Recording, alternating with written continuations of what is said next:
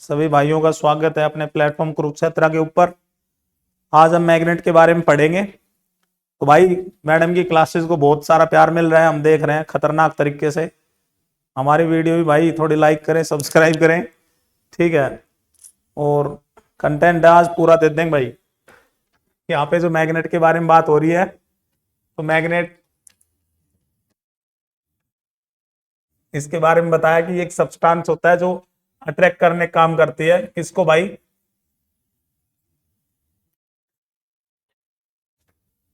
जो small pieces वगैरह होते हैं, सॉफ्ट आयरन, निकल, कोबाल्ट एटसेट्रा। अब इसकी दो टाइप होती है भाई टोटल। एक अपने पास आएगी नेचुरल मैग्नेट,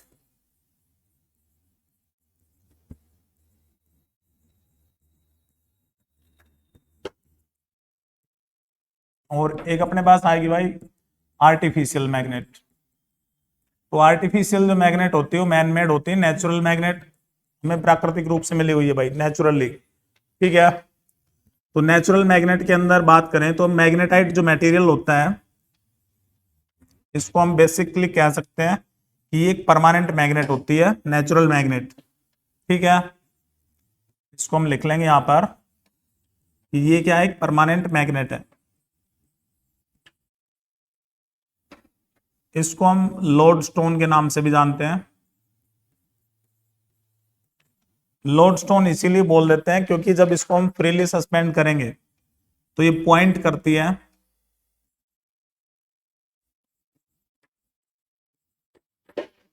फ्रीली,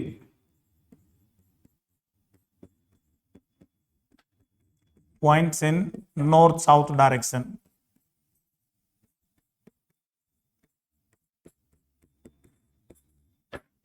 ठीक है। सेकेंडली, ये जो मैग्नेटाइट के नाम से भी बोल दिया जाता है कि ये मैग्नेटाइट जो और होती है उससे एक्सट्रैक्ट ये की जाती है। तो इसमें इसका जो केमिकल फॉर्मूला रहता है अपना Fe3O4। उसके बाद इसके बारे में और थोड़ा पढ़ें तो हम कह सकते हैं कि इसकी जो स्ट्रेंथ होती है वो लिमिटेड होती है। सेकेंडली, जो पोल्स होते हैं कैन नॉट बी चेंज्ड। जो पोल्स हैं उनको बदला नहीं जा सकता है भाई। मतलब कहने का मतलब है पोलरिटी से, कि जो पोलरिटी है वो बिल्कुल उसकी फिक्स रहेगी, ठीक है। तो नेचुरल मैग्नेट के बारे में इतना ही अपना रहेगा। उसके बाद नेक्स्ट जो आर्टिफिशियल मैग्नेट्स होती हैं, तो आर्टिफिशियल मैग्नेट जो होती है इनको हम इलेक्ट्रोमैग्नेट भी बोल देते हैं एक प्रकार से। ये मैन मेड होती है भाई।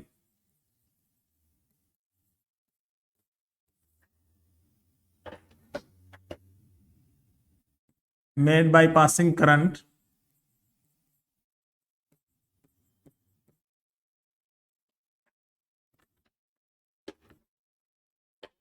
To ferromagnetic materials.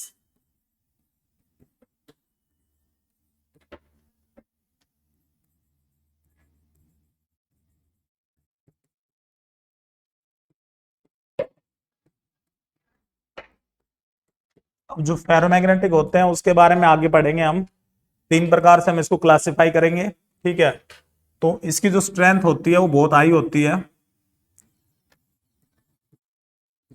स्ट्रेंथ हम लिख सकते हैं उसको एक्सट्रीमली हाई बोल सकते हैं, क्योंकि उसको हम कितना भी बढ़ा सकते हैं भाई, ठीक है। सेकंड, जो पोलरिटी रहती है पोल्स की, उसको हम चेंज कर सकते हैं।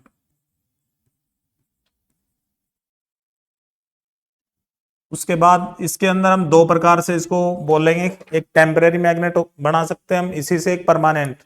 तो परमानेंट जो होती है किससे बनाई जाती है, तो देखो भाई यहाँ पर दो एग्जांपल मैं ले रहा हूं, एक सॉफ्ट आयरन का और एक हार्ड स्टील। तो यहीं पे इसमें लिख लेते हैं हम कि जो सॉफ्ट आयरन होता है वो टेम्परेरी मैग्नेट बोली जाती है भाई। टेम्परेरी का मतलब यही है कि जब तक उसमें करंट रहेगा तब तक वो बिहेव करेगी एज ए बार मैग्नेट, ठीक है। जैसे करंट बंद, उसकी प्रॉपर्टी खत्म हो जाएंगी। और जो हार्ड स्टील होता है उसको हम करंट को पास करने के बाद परमानेंट मैग्नेट के अंदर बदल सकते हैं।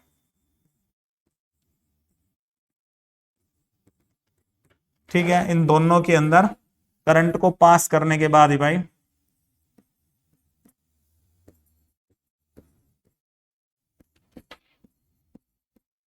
सॉफ्ट आयरन बिहेव करेगा एज टेम्परेरी मैग्नेट, और जो हार्ड स्टील होता है वो बिहेव करता है एज ए परमानेंट मैग्नेट। तो दो प्रकार की मैग्नेट्स थी। अब कुछ बेसिक टर्म्स रहेंगी इसके बारे में। तो सबसे पहले मैं बात करता हूं कि मैग्नेटिक फील्ड क्या होता है। इसकी नोटेशन जो रहेगी कैपिटल बी से होती है, वेक्टर क्वांटिटी होती है, क्योंकि इसके पास डायरेक्शन है भाई। तो मैग्नेटिक फील्ड का मतलब क्या होता है कि ये कोई स्पेस रीजन है, ठीक है, किसी भी बार मैग्नेट के इर्द गिर्द या मैग्नेट के इर्द गिर्द हम कह सकते हैं।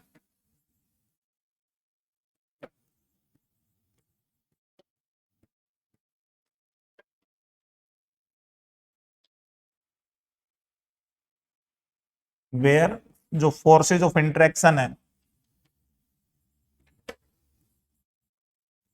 अब फोर्सेज ऑफ इंटरेक्शन का मतलब दोनों की बात हो रही है भाई, अट्रैक्शन भी और रिपल्सन भी, क्योंकि नेचर के अंदर दो प्रकार के फोर्सेज होते हैं, या तो अट्रैक्टिव फोर्स लगेगा या फिर रिपल्सिव फोर्स।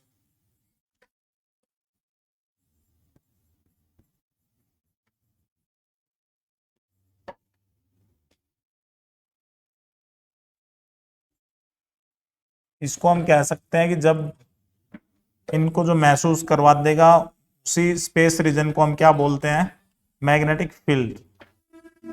ठीक है, आगे बढ़ते हैं। उसके बाद जो मैग्नेटिक फील्ड के अंदर बात करेंगे तो ये वेक्टर क्वांटिटी है। तो वेक्टर क्वांटिटी का मतलब यही होता है कि जिसके पास मैग्नीट्यूड भी हो, मतलब कुछ न्यूमेरिकल वैल्यू, और एज वेल एज डायरेक्शन, दोनों चीजें जिसके पास होंगी उस क्वांटिटी को हम क्या बोलते हैं, वो क्वांटिटी वेक्टर है। अब उसके बाद बात करते हैं तो भाई जो मैग्नेटिक फील्ड होता है इसको मापा किसके अंदर जाता है, तो इसको हम टेस्ला के अंदर मापते हैं। क्वेश्चन भी पहले सोल्व करवाया था। जो इसकी एसआई यूनिट रहेगी वो टेस्ला होती है भाई, निकोला टेस्ला जो साइंटिस्ट था। सेकेंडली जो सीजीएस यूनिट होती है इसकी वो गोज होती है। इनका रिलेशन भी बताया था मैंने। तो 1 टेस्ला जो होता है वो 10⁴ गोज के बराबर होता है। तो मैग्नेट के बारे में मैंने बताया दो प्रकार की होती है मैग्नेटिक फील्ड की डेफिनेशन, इसकी एसआई यूनिट वगैरह जो बेसिक क्वेश्चंस आते हैं इससे बाहर नहीं मिलेंगे अपनों, ये इन पॉइंट्स हम इसको कवर कर सकते हैं। उसके बाद हम इसमें आगे बढ़ते हैं तो कुछ टर्म्स जुड़ती हैं, जैसे मैग्नेटिक फ्लक्स क्या होता है। तो मैग्नेटिक फ्लक्स, फ्लक्स का मतलब इसको हम फाई से डिनोट कर लेते हैं, फाई बी से भी दिखा सकते हैं इनिशियल, या खाली फाई लिख सकते हैं। इसका मतलब यही होता है कि कितनी जो फील्ड लाइंस होती हैं, ठीक है, वो क्रॉस करके जा रही हैं किसी भी एरिया को नॉर्मली। तो हम यहाँ पे कह सकते हैं कि भाई number of magnetic field lines.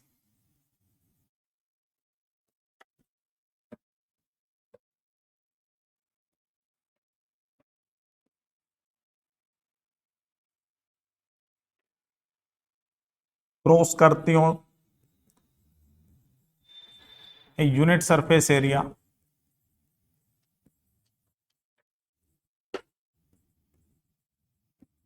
Normally. तो हम लिख सकते हैं यहाँ पे एक छोटा सा फॉर्मूला आता है कि जो फ्लक्स होता है फाई, ये प्रोडक्ट रहेगा भाई बी डॉट ए। ठीक है, इसका मतलब मान लो मैं कोई यही एरिया लेता हूं और मैं बोल रहा हूं इसके अंदर से ये फील्ड लाइंस इस प्रकार से क्रॉस करके जा रही हैं, तो इसका नॉर्मल वेक्टर जो रहेगा वो यहाँ पे खिंच जाएगा। Normal vector magnetic field, normal vector का मतलब एरिया वेक्टर ही है, वो यहाँ पर एंगल कितना बना रहा है, तो मैं इसको कोई भी एंगल थीटा नाम दे लेता हूं। यहाँ पे मेंशन कर देते हैं हम कि ये जो एंगल है वो थीटा एंगल है। ठीक है, तो बेसिकली हम इसके बारे में लिख सकते हैं, इसको थोड़ा सा एक्सपेंड करके मैं लिख सकता हूं फ्लक्स जो रहेगा वो B A cos of theta के बराबर रहेगा। ठीक है, अब यहां से अपने को पता लगता है कि जो फ्लक्स है वो पॉजिटिव भी हो सकता है,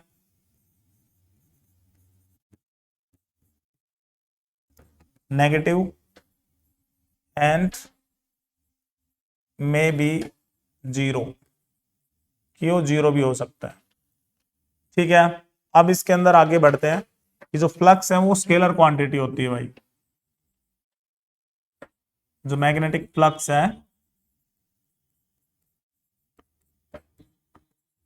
स्केलर क्वांटिटी रहेगी। तो इसकी जो एसआई यूनिट होती है, इसको ध्यान से देखेंगे, वो होती है वेबर। डब्ल्यू बी से भी दिखाया जा सकता है। और इसकी जो सीजीएस यूनिट होती है वो रहेगी मैक्सवेल। इन दोनों का रिलेशन यहीं पे मैं लिख लेता हूं कि जो 1 वेबर होता है वो 10⁸ मैक्सवेल के बराबर होता है। तो कहीं यूनिट का क्वेश्चन पूछा जाएगा तो ये दोनों चीजें आमने सामने लिख दिए भाई। टेस्ला 10⁴ गोज होता है और वेबर के अंदर 10⁸ मैक्सवेल। एक मैग्नेटिक फील्ड की यूनिट है और एक मैग्नेटिक फ्लक्स की यूनिट है। ठीक है, तो इनसे बाहर कुछ भी नहीं मिलेगा। अभी आगे हम चलते हैं। तो मैग्नेटिक फील्ड की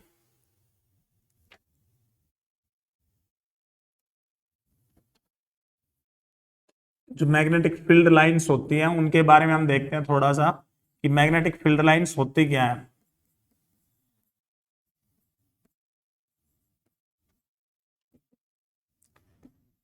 देखो भाई, सबसे पहले इधर जो मैग्नेटिक फील्ड लाइंस होती हैं वो इमेजिनरी लाइंस होती हैं। इसकी प्रॉपर्टी के अंदर भी लिख सकते हैं या इसके डेफिनेशन में लिख सकता हूं कि इमेजिनरी लाइंस होती हैं जो कि रिप्रेजेंट करने का काम करती हैं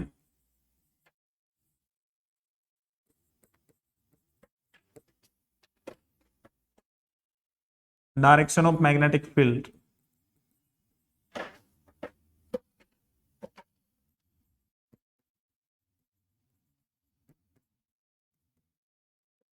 या हम लिख सकते हैं और फोर्स एक्सपीरियंस्ड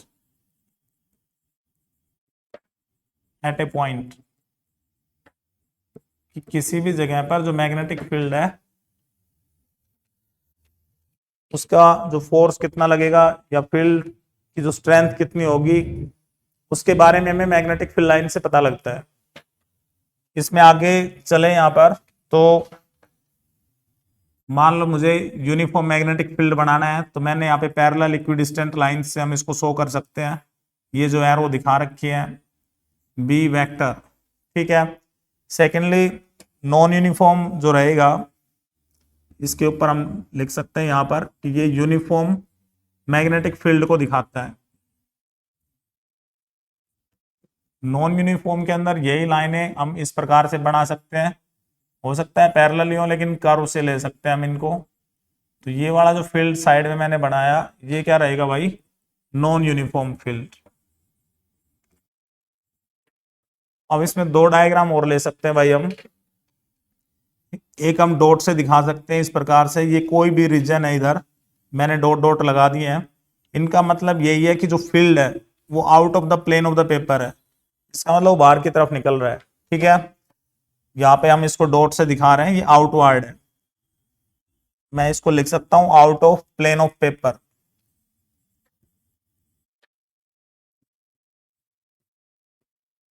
और यदि इसी चीज को हम क्रॉस से दिखाते हैं यहां पर, क्रॉस का मतलब होता है इनवर्ड है, यूनिफॉर्म ही, क्योंकि मैंने सभी के बीच में प्रॉपरली गैप सेम रखा है भाई। तो यहीं पे मैं लिख देता हूं कि क्रॉस क्या इंडिकेट करता है कि ये into the plane of paper बोलेंगे या इनवर्ड, डाउनवर्ड भी कह सकते हैं।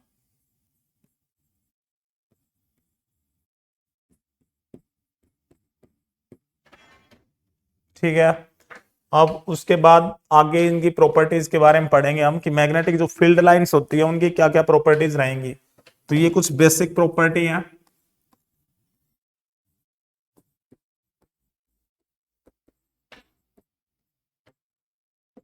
फील्ड लाइंस,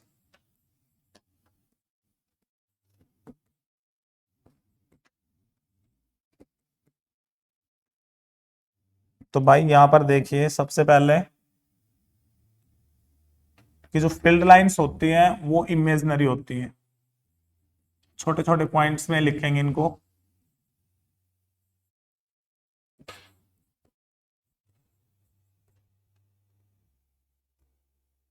इसका मतलब मानी जाती है, दिखाई नहीं देती है। ठीक है, पैटर्न को हम स्प्रिंकल करके, जो सॉफ्ट आयरन के पार्टिकल्स होते हैं उनको स्प्रिंकल करके हम देख भी सकते हैं, वहां से हमें एक पैटर्न नजर आएगा, फील्ड लाइंस किस प्रकार से पैटर्न बनाती हैं। सेकेंडली, जो इनकी जो डायरेक्शन होती है वो डायरेक्शन किसके द्वारा दी जाएगी, जो टेंजेंट उसके सरफेस के ऊपर हम ड्रा करेंगे।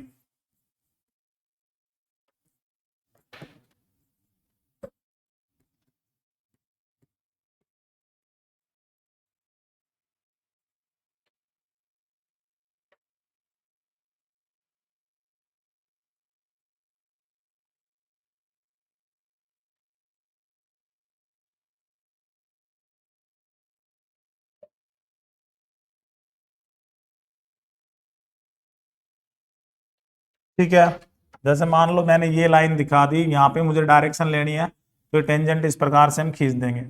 इधर चाहिए तो हम ये ऐसे टेंजेंट खींच देंगे। फिर यहाँ पे जो मोस्ट इंपॉर्टेंट पॉइंट होता है, मैं यहाँ पे लिख रहा हूँ कि कभी भी दो फील्ड लाइंस एक दूसरे को क्रॉस नहीं करती हैं।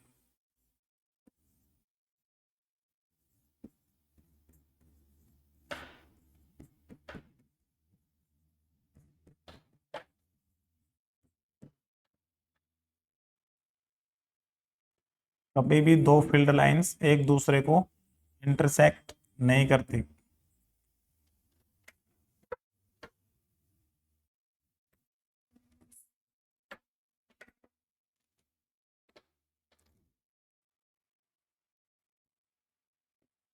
इसका रीजन होता है क्योंकि यदि वो इंटरसेक्ट करेंगी किसी भी जगह पे, तो उस सिंगल पॉइंट के अपने पास दो डायरेक्शन होंगी, और दो डायरेक्शन पॉसिबल नहीं होती है। जैसे मान लो मैं यहाँ पे दिखाता हूँ, तो एक डायरेक्शन इधर बनेगी, एक डायरेक्शन यहाँ पे। ठीक है, तो इसका रीजन मैं लिख देता हूँ यहाँ पर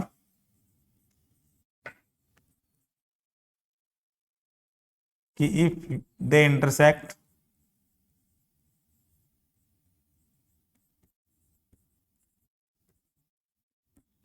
then at point of intersection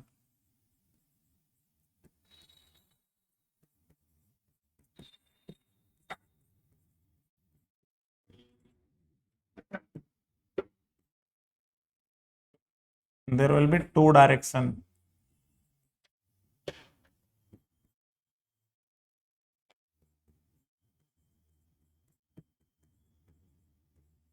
which is not possible।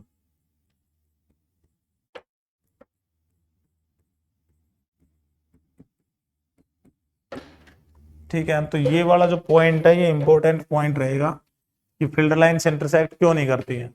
तो उसका रीजन यही है क्योंकि यदि वो इंटरसेक्ट करेंगे तो उस जगह की दो डायरेक्शन हो जाएंगी जो कि पॉसिबल नहीं है।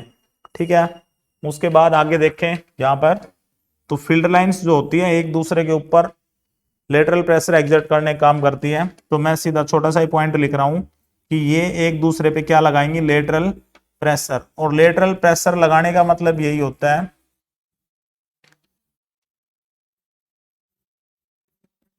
Exert lateral pressure. इसका मतलब क्या है भाई, कि ये रिपल्सिव फोर्स को दिखा रही है, और रिपल्सिव फोर्स किन के बीच में लगता है, सेम पोल्स के बीच में। ये फंडामेंटल प्रॉपर्टी होती है फील्ड लाइंस की। उसके बाद हम लिख सकते हैं ये एग्जर्ट करती हैं longitudinal pressure,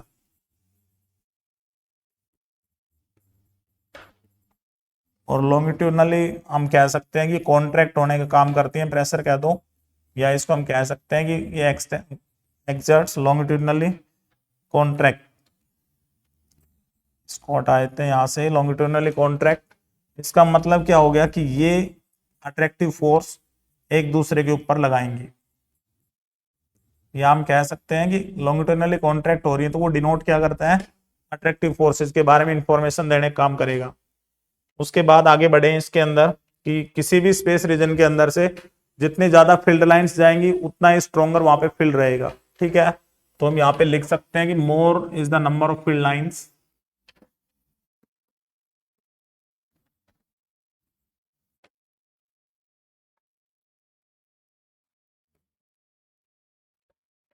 stronger is the field,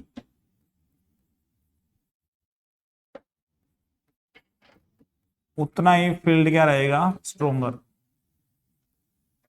ठीक है, एंड वाइस वर्सा। यदि फील्ड लाइंस कम है तो इसका मतलब फील्ड क्या हो जाएगा, वीक। उसके बाद हम ध्यान दें कि जो फील्ड लाइंस होती हैं ओरिजिनेट कहां से करती हैं। तो फील्ड लाइंस जो होती हैं ओरिजिनेट करती हैं, ओरिजिनेट का मतलब होता है निकलना, स्टार्ट कहां से करती हैं, ओरिजिनेट करते हैं भाई फ्रॉम नॉर्थ पोल, और एंटर करती हैं साउथ पोल के ऊपर।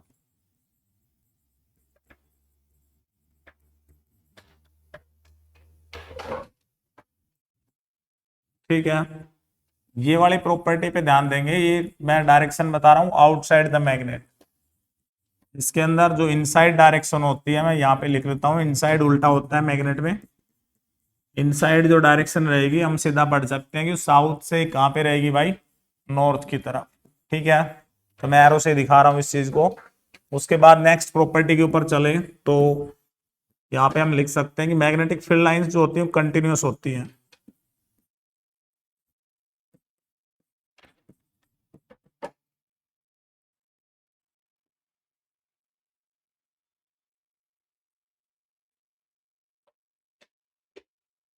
और फॉर्म करती हैं भाई क्लोज्ड लूप्स। ये जो लूप्स होते हैं, ठीक है, फील्ड लाइंस क्या रहेंगी, कंटिन्यूअस है, मतलब लगातार है, कोई ब्रेक इनके अंदर नहीं रहेगा, और ये क्लोज लूप्स बनाने का काम करती है। ठीक है, इलेक्ट्रिक फील्ड लाइंस में ऐसा नहीं होता है, वो क्लोज लूप्स नहीं बनाती है। तो फील्ड लाइंस की यही प्रॉपर्टी थी। इसके अलावा हम थोड़ा सा एक पॉइंट लिख सकते हैं भाई कि जो मैग्नेटिक मोनोपोल्स होते हैं वो एग्जिस्ट नहीं कर सकते हैं।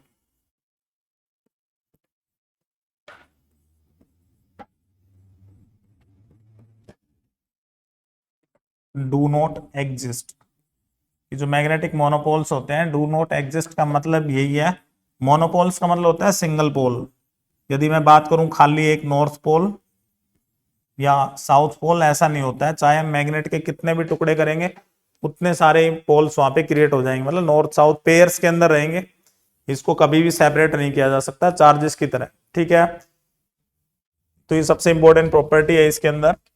सेकेंडली, इसके अंदर एक क्वेश्चन ये भी पूछा जाता है भाई, कौन सा श्योर टेस्ट रहेगा, अट्रैक्शन या रिपल्सन फॉर मैग्नेटिक प्रॉपर्टी के लिए। हम मैग्नेट और रेस्ट्रिक्शन उनको नाम दे सकते हैं।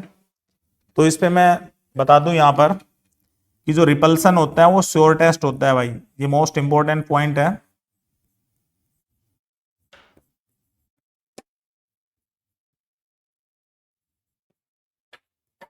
श्योरेस्ट टेस्ट हम इसमें लिख सकते हैं फॉर मैग्नेटिज्म, कि हमने मैग्नेटिज्म चेक करना है तो भाई अट्रैक्शन के हिसाब से हम मार्क करें या रिपल्सन के हिसाब से मार्क करें। तो इसमें ध्यान देंगे, हमें आंसर के अंदर रिपल्सन लिखना है, क्योंकि जो मैग्नेट होती है वो फेरोमैग्नेटिक को अपने तरफ अट्रैक्ट कर लेती है और किसी मैग्नेट के जो अपोजिट पोल है उसको भी अट्रैक्ट कर लेती है। तो वहां से हम ये नहीं कह सकते कि फेरोमैग्नेटिक जो है वो भी एक मैग्नेट है। तो ये जो फंडामेंटल प्रॉपर्टी होती है, चाहे इलेक्ट्रिक फील्ड की बात हो चाहे मैग्नेटिक फील्ड की, दोनों के अंदर रिपल्सन ही जो श्योर टेस्ट होता है। तो ये अपना ध्यान देंगे कि जब भी पूछा जाए कि भाई कौन सा श्योर टेस्ट है तो सीधा अपना रिपल्सन मार्क करेंगे, चाहे किसी भी फील्ड की बात कर रहा हो, मैग्नेटिक की चाहे इलेक्ट्रिक फील्ड की। तो ये कंप्लीटली जो मैग्नेटिक फील्ड लाइंस की प्रॉपर्टी थी उनके बारे में मैंने बता दिया है, सिलेबस का जो पार्ट था अपना। ठीक है, उसके बाद जो टाइप्स ऑफ मैग्नेटिक मटेरियल होता है उसके बारे में हम पढ़ेंगे यहाँ पर। तो मैग्नेटिक मटेरियल्स को हम तीन प्रकार से क्लासिफाई करते हैं।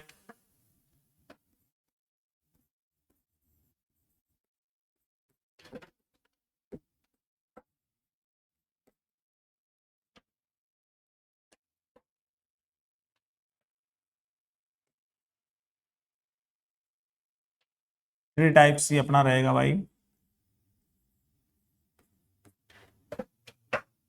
सबसे पहले यहां पर हम देखें तो एक तो होता है डायमैग्नेटिक।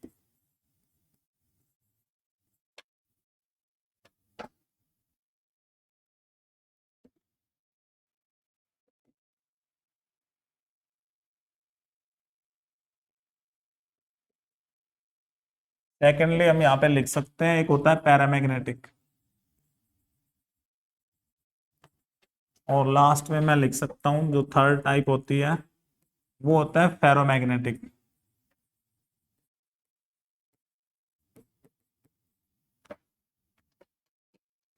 तो सबसे जो अपना डायमैग्नेटिक होता है इसके कुछ बेसिक पॉइंट्स रहेंगे। तो हम लिख सकते हैं एक प्रकार से कि डायमैग्नेटिक जो होता है, जैसे जो इंसुलेटर रहता है अपना उसी की तरह बिहेव करने का काम करते हैं। तो इनके बारे में हम लिख सकते हैं कि ये क्या होते हैं भाई, रिपेल किए जाते हैं मैग्नेटिक फील्ड के द्वारा। ठीक है, मैं यहाँ पे लिख देता हूं कि सीधा सीधा बिल्कुल सिंपल शब्दों में लिख रहे हैं यहाँ पे, ये रिपेल किए जाते हैं भाई मैग्नेटिक फील्ड।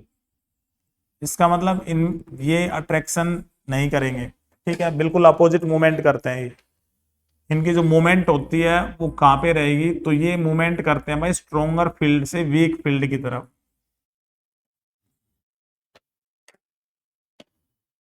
ठीक है, मैं एरो से दिखा देता हूं यहाँ पर। तो ये कहाँ पे जाएंगे, स्ट्रॉन्ग फील्ड से वीक फील्ड की तरफ। ठीक है, तो एक पॉइंट तो ये हो गया कि रिपेल किए जाते हैं। सेकेंडली इसके अंदर हमने लिखा कि स्ट्रॉन्गर फील्ड से वीक फील्ड की तरफ इनकी मूवमेंट होती है। इसके एग्जाम्पल्स हम लिख सकते हैं, जैसे अपने गोल्ड वगैरह होता है, कॉपर डायमैग्नेटिक मटेरियल ही है, वाटर वगैरह, और भी बहुत सारे होते हैं मटेरियल्स जो डायमैग्नेटिक हैं। उसके बाद जब हम इनको सस्पेंड करते हैं, जब इसको क्या करेंगे भाई, when suspended in magnetic field,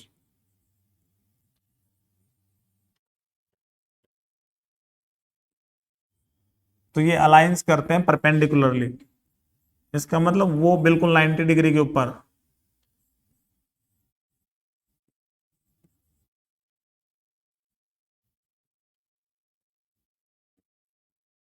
to field. कहने का मतलब यही है कि जो थीटा रहेगा वो 90 डिग्री के ऊपर ही लटक जाते हैं भाई। ठीक है, मैग्नेटिक फील्ड के अंदर जब इसको सस्पेंड किया जाएगा तब। उसके बाद इनका टेम्परेचर वगैरह से कोई वेरिएशन इसके ऊपर नहीं रहेगा। हम कह सकते हैं भाई do not get affected by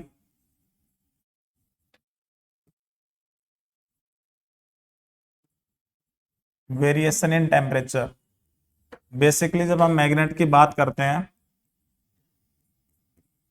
तो मैग्नेटिक प्रॉपर्टी को खत्म किया जा सकता है भाई तीन तरीके से। या तो हम मैग्नेट को गर्म करें, या उसको बार बार हम किसी हाइट पे ले जाके फेंक दें उसको, ठीक है, या फिर हम उसके ऊपर कुछ हैमरिंग वगैरह करें। तो ये तीन तरीकों से मैग्नेट की प्रॉपर्टी जो होती है उनको हम वेनिश कर सकते हैं, खत्म कर सकते हैं। ठीक है, उसके बाद इसके कुछ बेसिक डायग्राम भी आते हैं जो हम इसके अंदर दिखा सकते हैं। मान लो मैं ये कोई चाइना डिस्क टाइप ले रहा हूं यहाँ पर, और मैंने मैग्नेट के पोल्स जो है इस प्रकार से कर दिए, नॉर्थ पोल साउथ पोल।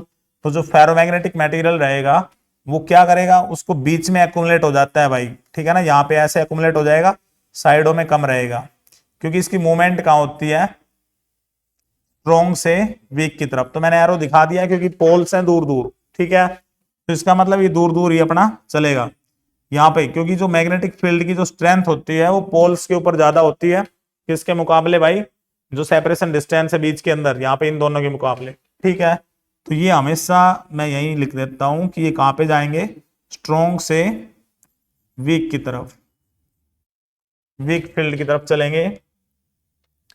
उसके बाद बात करें आगे कि जो पैरामैग्नेटिक होते हैं भाई,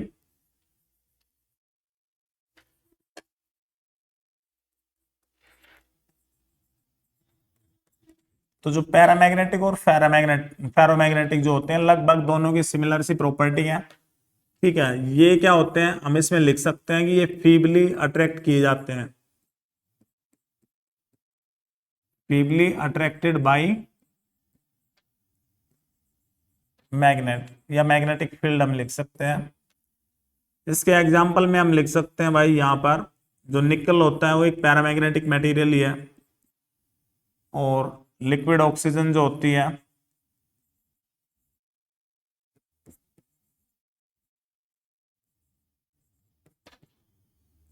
एल्यूमिनियम, मैग्नीशियम वगैरह, जब इसको सस्पेंड करेंगे इन फील्ड, तो ये अलाइंस करते हैं यहां पर पैरेलल टू फील्ड, कि जो फील्ड रहेगा उसके पैरेलल वो अलाइंस करेंगे भाई। ठीक है।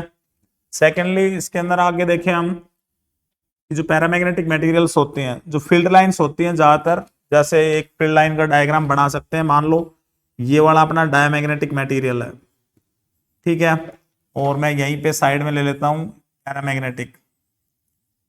डायमैग्नेटिक में क्या होगा, यदि मैग्नेटिक फील्ड लाइंस होती हैं बिल्कुल बार बार जाएंगी स्पेसिमेन पे, वो इस प्रकार से रिपेल होती हैं। ये जो पैटर्न, मतलब एक प्रकार से हम कह सकते हैं कि फील्ड लाइंस जो होती है अवॉइड करती हैं स्पेसिमेन को। ठीक है। और पैरामैग्नेटिक में क्या होगा कि फील्ड लाइंस जो रहेंगी वो अंदर से, इसके अंदर से जाएंगी। इसकी जो मूवमेंट होती है पैरा के अंदर, तो वो वीक से स्ट्रॉन्ग की तरफ जाएगी भाई।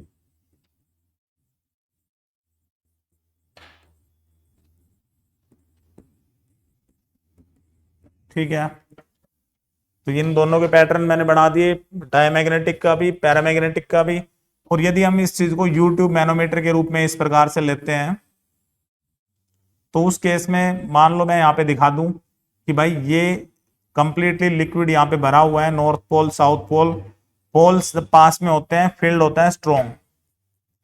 तो यदि इसके अंदर पैरामैग्नेटिक मटेरियल हमने लिक्विड फॉर्म के अंदर डाला हुआ है, तो यहां पर हम देखेंगे कि जो फील्ड स्ट्रॉन्ग था तो मटेरियल यहां से अप हो जाएगा, इधर से क्या होगा, डाउन। ठीक है। तो ये इसके अंदर जो मेन प्रॉपर्टी यूट्यूब मैनोमीटर के अंदर, तो उसको हम यहाँ पे याद रख सकते हैं। ठीक है।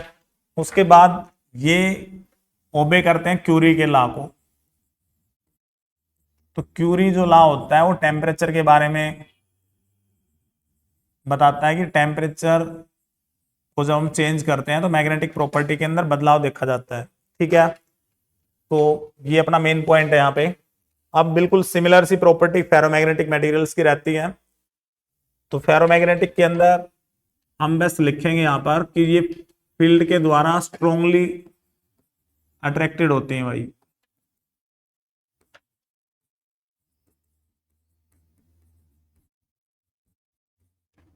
हम लिख सकते हैं यहाँ पर ये क्या रहेंगी, स्ट्रोंगली अट्रैक्टेड बाय मैग्नेट। इसके एग्जाम्पल में हम लिख सकते हैं कि जो सॉफ्ट आयरन होता है, स्टील वगैरह, कोबाल्ट, ये सारे के सारे फेरोमैग्नेटिक मटेरियल्स होते हैं। ठीक है। इसकी जो मूवमेंट होगी वो भी अपनी कहां पर रहेगी, वीक से स्ट्रॉन्ग फील्ड की तरफ।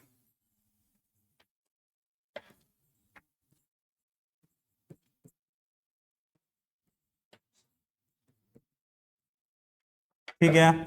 जब इसको सस्पेंड करेंगे फील्ड के अंदर,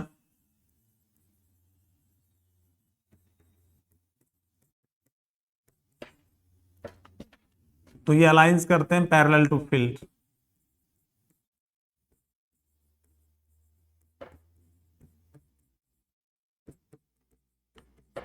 उसके बाद हम इसमें लिख सकते हैं कि भाई ये ओबे करते हैं क्यूरी के लॉ को।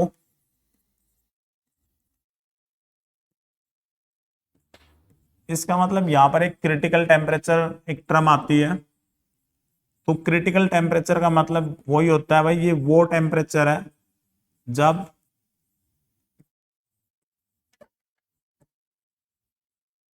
जो फेरोमैग्नेटिक मटेरियल होता है, फेरो किस में बदल जाएगा, पैरा के अंदर। इसका मतलब वो क्या रहेगा, फीबली अट्रैक्ट किया जाएगा। फीबली का मतलब होता है स्मॉल, बहुत ही स्मॉलर फोर्स के द्वारा। ठीक है। तो ये अपना ध्यान रखेंगे। क्यूरी लॉ जो होता है टेम्परेचर के बारे में इंफॉर्मेशन प्रोवाइड करता है। अब ये हर मटेरियल का डिफरेंट डिफरेंट टेम्परेचर होता है। आयरन वगैरह के अंदर लगभग इसकी वैल्यू 850 के अराउंड होती है। ठीक है। तो हर मटेरियल का डिफरेंट डिफरेंट रहेगा। उसके बाद इसकी फील्ड लाइंस का पैटर्न यदि हम देखें, तो फील्ड लाइंस जो होती हैं सारी की सारी स्पेसिमेन के अंदर से जाने की कोशिश करेंगी। मान लो ये फील्ड लाइंस आ रही हैं, तो हम इसमें देखेंगे जो फील्ड लाइंस हैं जो बाहर से भी जा रही थी वो भी इसके अंदर से जाने की कोशिश करेंगी। तो डायग्राम थोड़ा सा यहाँ पे भिड़ी गई लाइन, मतलब हम लिख सकते हैं कि सारे के सारे जो फील्ड लाइंस हैं वो अंदर से जाएंगी भाई, कोई भी फील्ड लाइंस बाहर से मूव नहीं करेगी। उन दोनों के अंदर हमने देखा था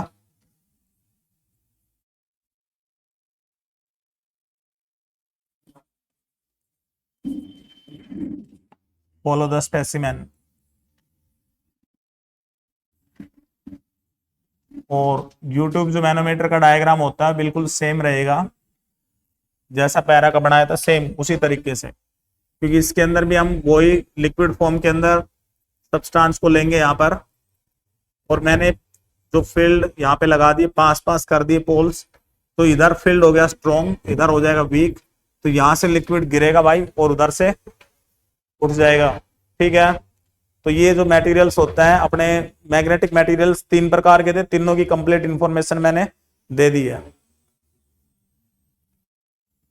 बाकी महावीर सर कह रहे हैं सिस्टम पाट देंगे भाई, वो लेंगे क्लास अभी। ठीक है, तो ये अपना यदि इन पॉइंट्स को ध्यान से सुना है अच्छे तरीके से तो लगभग कोई भी क्वेश्चन हो अपना अच्छे से बन जाएगा भाई। ठीक है, 3 पॉइंट मैंने बता दिए थे कि भाई टेम्परेचर, यदि हम किसी भी मैग्नेटिक मटेरियल को या मैग्नेट को हीट करते हैं तो उसकी प्रॉपर्टी खत्म हो जाएंगी।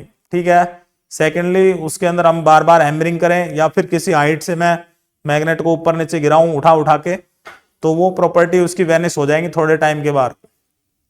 ठीक है, तो अभी इसके बाद जो अपना फैराडे के law of electromagnetic induction, self induction, mutual, ये 2-3 टॉपिक्स रहते हैं, इसको हम अगली क्लास के अंदर खत्म कर देंगे। और भाई अपने इन टॉपिक्स को अच्छे से पढ़ना, कोई डाउट हो तो अपने पूछ सकते हो ग्रुप के अंदर।